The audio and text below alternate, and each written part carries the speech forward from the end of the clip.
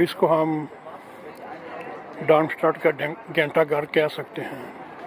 एक बाज़ार ये निकल रहा है, एक वो निकल रहा है, एक ये निकल रहा है, एक इधर निकल रहा है और एक ये बाज़ार निकल रहा है। इधर गर्मी है, लोग छाँव में बैठे हैं, काफ़ी पी रहे हैं, आइस खा रहे हैं। ये ऊपर हैर लुडविग का स्टैचू लगा हुआ है। ये आज से 300 साल पहले से लेकर